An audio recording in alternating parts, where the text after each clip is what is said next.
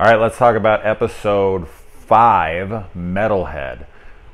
This was the shortest episode, and it is also the episode that has the least amount of talk about. So let's get into the spoiler discussion for this, whatever there is to discuss. Yeah, so this kind of plays out like a Terminator or something like that. When you very first see the, Metalhead, the dog, whatever you want to call it, kind of looks like a cockroach in a way. It looks a little silly for like a second, but like as it goes on, the thing becomes more and more terrifying. Like this thing cannot be stopped. It being in black and white, I don't know if that was like a special effects choice. Like they didn't have the budget to, put a central character of this episode, which is basically just the girl and this dog the whole time. Maybe rendering the image in black and white didn't cost as much, it didn't take as much time, it didn't look as bad because they don't have the money to do it. I'm almost wondering if the black and white choice was for that, or if they were going for like a monster movie feel. I don't know. But it kind of is just something that popped into my mind when I was watching it. That dog is fast. Kind of reminds me of Terminator 2 when he's chasing after him on foot really, really quick, but he's even quicker than that, I think. This thing is terrifying. There's no doubt. I mean, imagine having that thing chase you. Now, I think the highlight of this episode for me, for sure, was the intelligent decisions made by the main character, this girl here.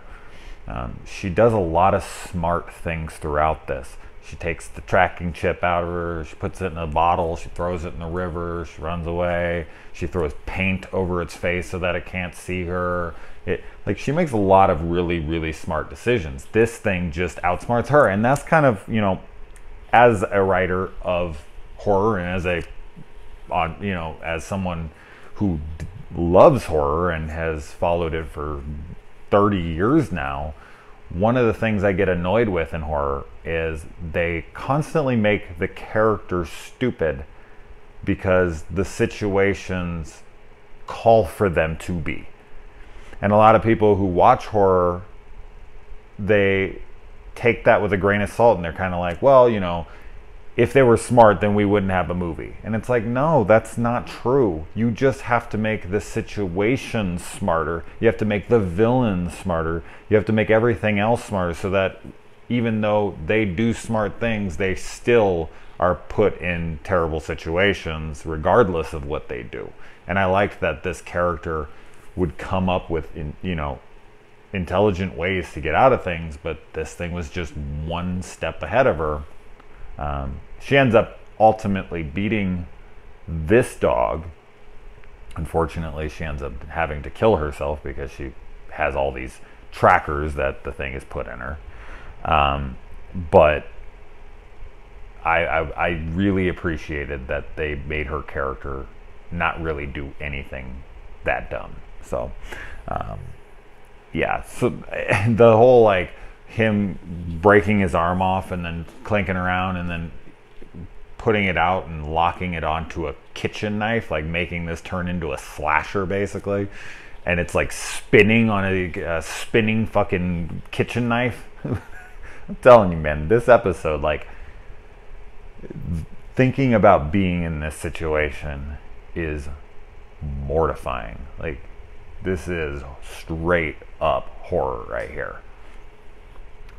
And yeah, she sits up in the tree and she counts to 1,000. She keeps pegging the thing to see when it stops, stops paying attention to her, ignores her. When it goes into sleep mode or whatever she's waiting for, and then she runs off. She does a lot of really smart things, and I just appreciated that about her so much. And as I said, there's not a ton to talk about here. The only other thing to talk about really is that we find out at the very end that the whole reason that they got each other into this, that they got each other into this horrible predicament and ended up all dying was because they went out to just try to grab a toy for a kid.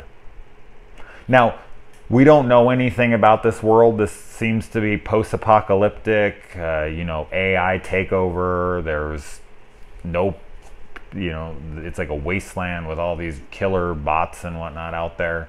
We know nothing. I mean, they just don't have time to explore what happened. So I don't even know where she was trying to get back to. I don't know what happened to get it to this state. I don't know anything. So they didn't explore that at all, and it didn't need to be. I mean, this is just trying to focus on the, you know, cat and mouse, the chase, the horror, and it worked really well. Once I had accepted that that was the villain, like as I said, at very, very first glance, I was like, it's a fucking robo-dog? And I'm like, and then I saw that thing run, and I saw it like shooting, and like blew both those guys' heads off. I was like, fuck, robo-dog is scary. So it got me. I was like, oh shit, man, this thing is no joke. I think that this will be an episode that, you know, if someone isn't into that dog and they don't like it, like, they're not gonna like this episode. And if they find that thing, like, if they accept it and they're like, yeah, the thing's scary, whatever, I think that they will enjoy this if they're fans of horror. So, all right, moving on. Hopefully the next one has more to talk about. I feel like I just rambled for 6 minutes just trying to fill up some time. So I apologize for talking longer than I probably needed to. Let me know. Maybe I missed something. Maybe there's something interesting. If you know what happened, like why the world's like this or whatever, maybe I missed it in there. I don't think so, but it's possible. So definitely let me know what you thought.